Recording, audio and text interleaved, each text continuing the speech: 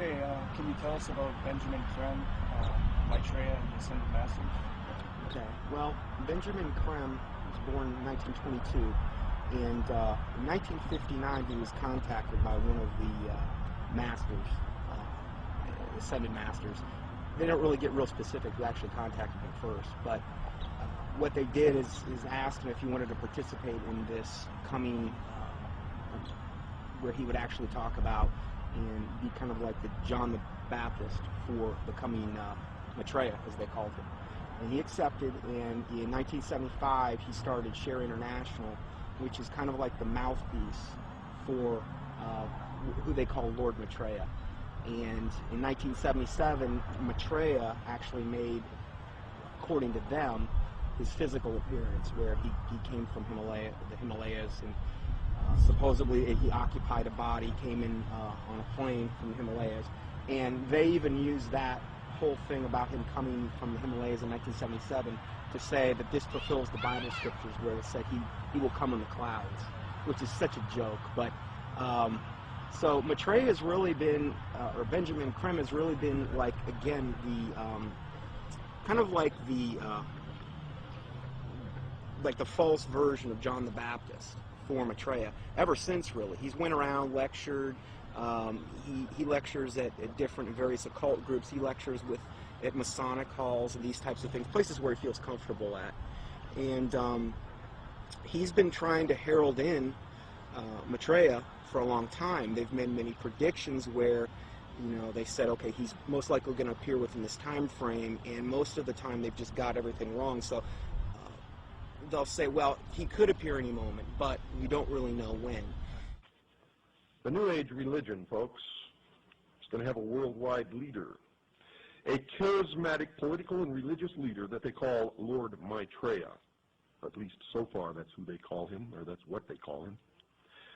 This individual, as far as I know, has not made his public appearance yet, but the New Agers claim that he is on the earth at the present time. They claim that he came to live with the Asian community in East London, England, in July 1977 by descending from his ancient retreat in the Himalaya mountains along the border of India and Tibet. They further believe that his imminent emergence into full public view is assured. They also claim that this individual is the one that the Christians call Christ, the Jews call the Messiah, the Buddhists call the fifth Buddha, the Hindus call Krishna, and the Muslims call the Imam Mahdi. In other words, all of the major religions of the world are awaiting the arrival of this one individual.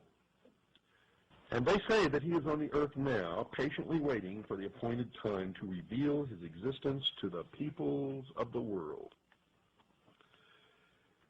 They say that he will apparently assume the leadership of all of these religions, and when he does, he will create a one-world religion.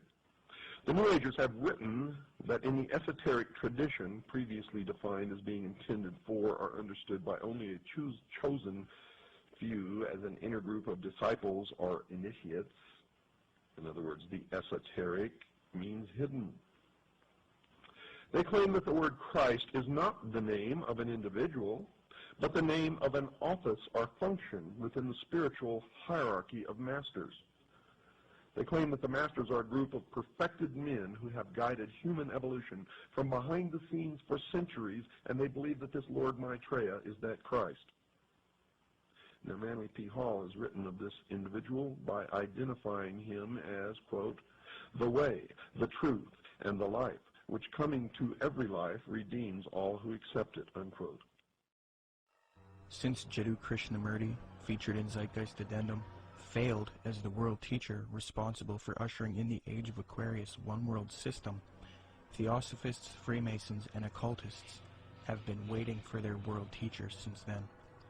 Well, on January 9th, 1959, a student of Alice Bailey and Blavatsky, who was already familiar with the doctrine of the Ascended Masters, Benjamin Creme, would come into contact with powerful forces who would appoint him to introduce Maitreya, the world teacher, to humanity. Creme's first experience is as follows. On January 3rd, 1959, Creme became possessed by an energy, and a message from an outside force said to him, "Go to Blackfriars Bridge, south side, Blackheath side, on January 9th, 9:30 p.m. So on January 9th, 1959, Benjamin Creme followed these instructions and crossed Blackfriars Bridge in London, walking to the south side. There was no one about. It was deserted. There was a car waiting at the far end of the bridge. He walked beside the car and looked inside of it. There were some people in it who he did not know, but one of them was a man who told him he had been receiving messages from the Ascended Masters. From there, Creme started receiving messages again from this force, who he now believed were these Ascended Masters that Theosophy invented. This entity told Creme to pull out his tape recorder. It began giving Creme long dictations, which he repeated into the tape recorder. The entity said, "Now our master Maitreya himself has something important to tell you." Creme then claimed to be overshadowed by Maitreya, this leader of the Ascended Masters. In a sense, he was possessed by Maitreya.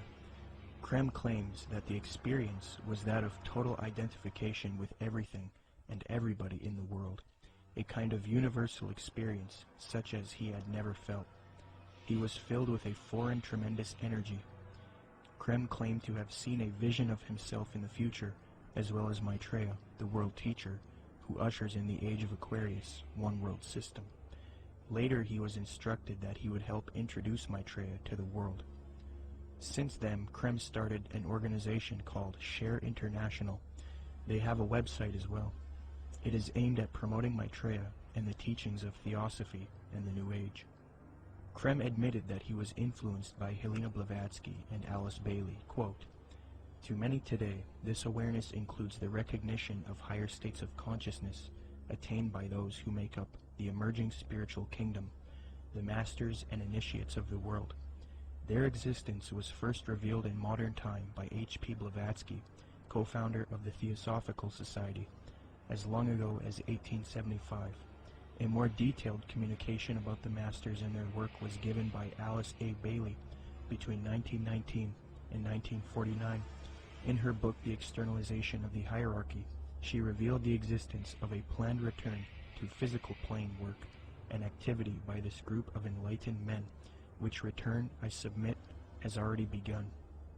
I think that what Blavatsky wrote down, even by her own admission, was not written by a ascended master, and I don't think that ascended masters exist. She was being deceived. Regardless of what we think, we have to at least believe her and the others involved in the high levels of the Theosophic movement, that what they got, the core levels, their secret doctrine, was given to them by off-world entities. The research becomes, who are these off-world entities?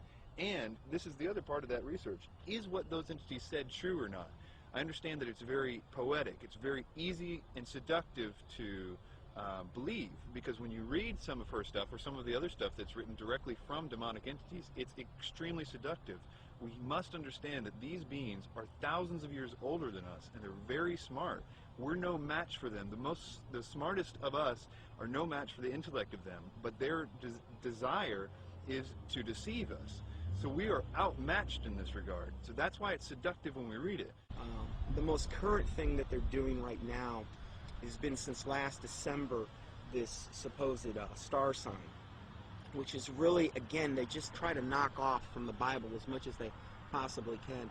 This is like a knockoff of the Star of Bethlehem in the Bible. And in that, they're saying that there's going to be these, what they call star-like luminaries in the sky. 4 of them that are in different quadrants of the earth.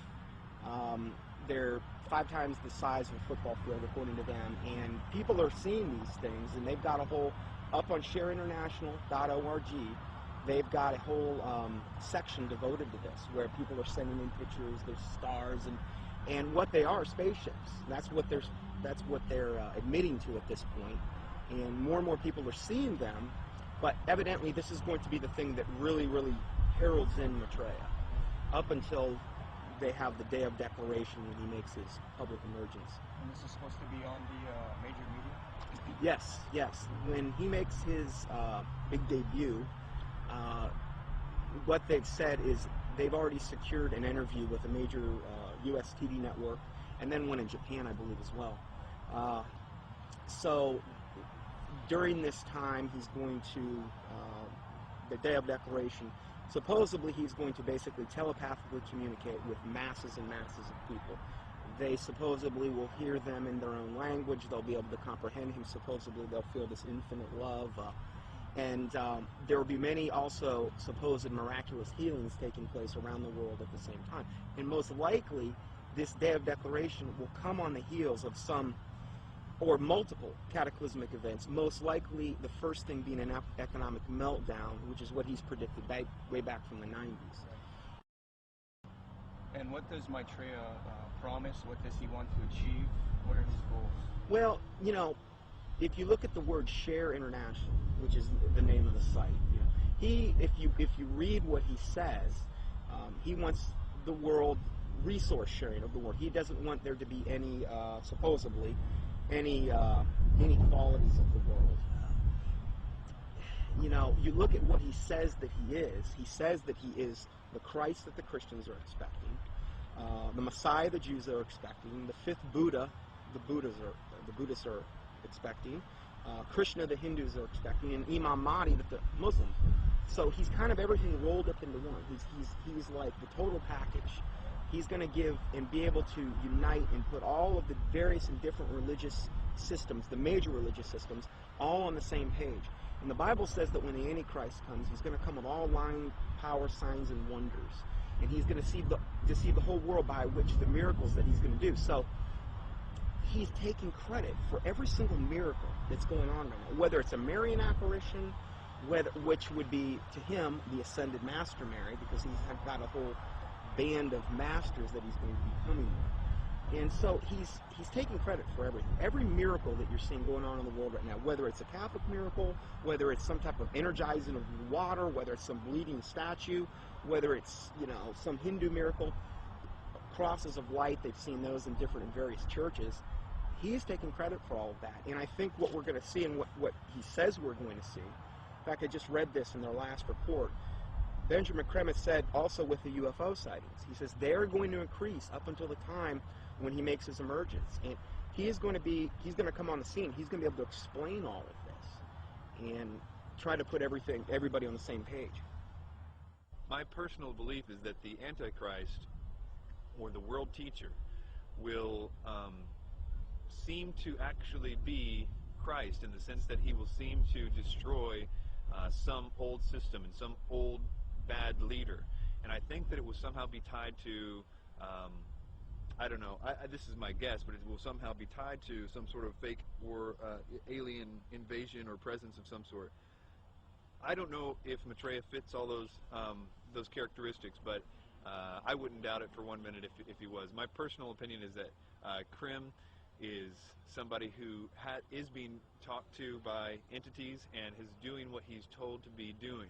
But you have to understand, a lot of times with people that are channeling entities like that, they oftentimes do and say things that don't come true, because the demons themselves don't know when. They're still on a timeline that they can't tell when something's going to happen. So they're always keeping something ready to happen in case when they finally can. So in the case of that, like if you look at the Blossom Goodchild thing and these ideas that were consistently put out by channel entities and things, it never came to pass because they don't have control over the timeline. They just have to always be ready. According to Share International and the Swahili edition of the Kenya Times, Maitreya made an appearance June 11, 1988, to a local congregation in Nairobi, Kenya. The editor of the Swahili edition of the Kenya Times, a veteran journalist named Job Matungi, witnessed the event and took some pictures.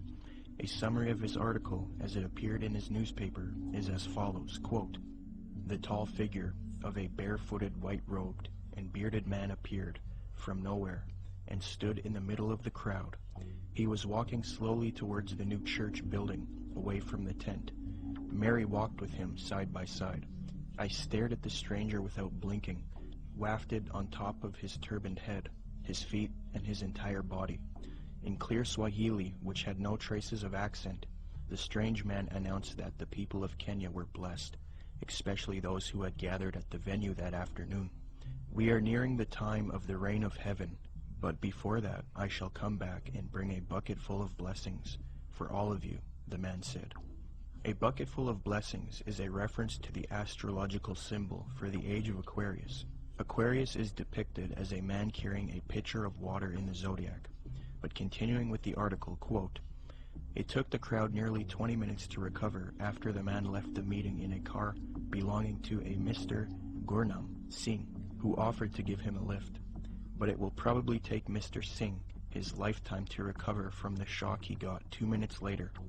On reaching the bus terminus, the man informed Mr. Singh to stop the car. On getting out, he walked a few paces beside the road and simply vanished into thin air." New Age expert and attorney Constance Cumby, author of The Hidden Dangers of the Rainbow, had stumbled onto this Maitreya figure in her research in the 80s. Her book, published in 1983, was the first book to give a full expose on Maitreya and Benjamin Creme. On page 21, she notes a Denver Post interview conducted by Jack Kissling speaking to Benjamin Creme, quote, "Won't the advent of a single world religion annoy the hierarchies of all the current Orthodox religions?" I asked. "More than that," he said with a smile. "They will be shocked. I dare say they will be among the last to accept the Christ." But according to Kissling, Creme said confidently, "It will come because it must. We will begin to live," he said, "as potential gods," unquote. Constance Cumby also notes that Creme is a Luciferian by citing a WLAC radio interview, quote, "In a November 9, 1982 radio interview over WLAC, Nashville, Benjamin Creme told the entire Bible Belt that Lucifer came to planet Earth from planet Venus 18.5 million years ago and made the supreme sacrifice for us," unquote. Constance Cumby had direct contact with Benjamin Creme face-to-face in Detroit, Michigan. "I had the opportunity to meet this brave woman, and she showed me the place in which she had attended a lecture by Benjamin Creme.